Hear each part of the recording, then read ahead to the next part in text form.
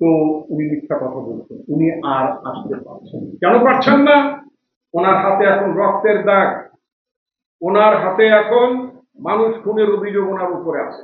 এর কোনো অল্টারনেটিভ ছিল উনি সেই জায়গাতে, এবং উনিও নিজেও জানতেন। সেজন্য ওনার সমস্ত আত্মীয় স্বজন, শেখ সেলিম বলেন, এটা বলেন, ওটা বলেন, তাপস বলেন, সবাইকে তিনি আগে পাচার করে দিয়েছেন। সবাইকে তো পাচার করে দিয়েছেন তিনি। তার আত্মীয় স্বজন কেউ কিন্তু ঢাকায় ছিল না।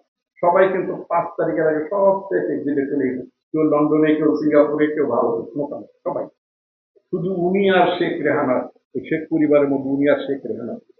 তো শেখ রেহানা তো foreign national, she is a British national. তো উনি মিথ্যা কথা বলছেন, উনি আর আসতে পারছেন কেন পারছেন না?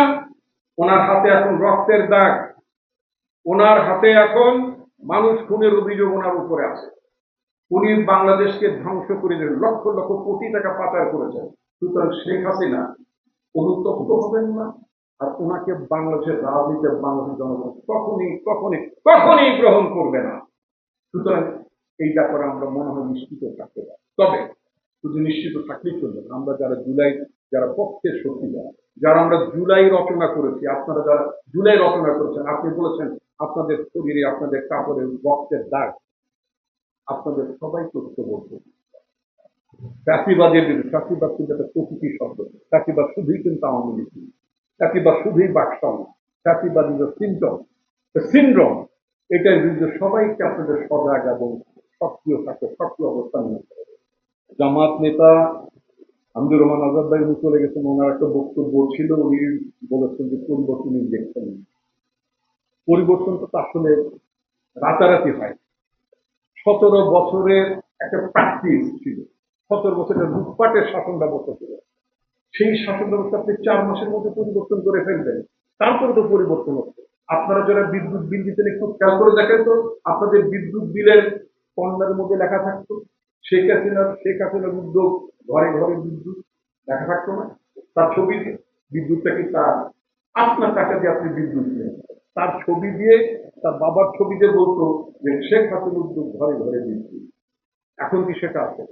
এই যে সেই ওই যে প্র্যাকটিস, মনোজগৎ, মনস্তত্ব, ওই আমলাতন্ত্র, ওই ব্যুরোক্রেসি, ওই সরকারি বিভাগের লোকজন, ওই প্রধানমন্ত্রীকে ছবি টাঙিয়ে ওরকম, মানে তারেক রহমান উদ্যোগ, ঘরে ঘরে বিদ্যুৎ, এরকম টাইপের একটা কিছু প্রচারণা চালিয়ে তাকে খুশি করার চেষ্টা।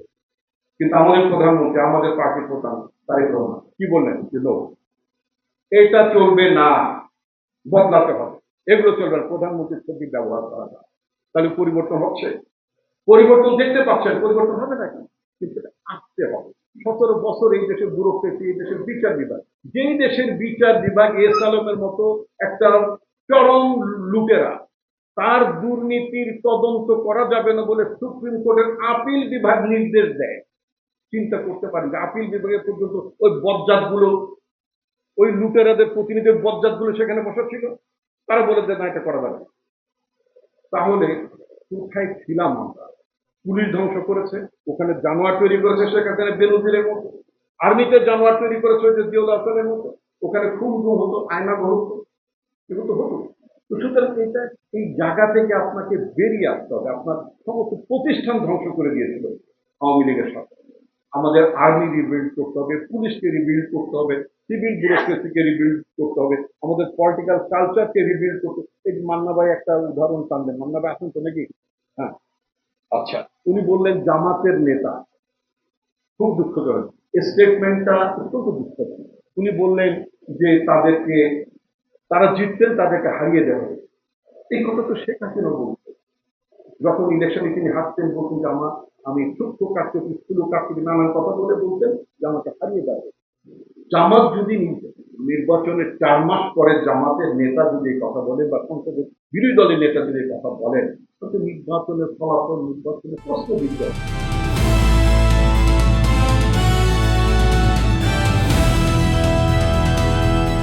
দিনাজপুর টিভি, মানুষের জীবনের কথা বলে।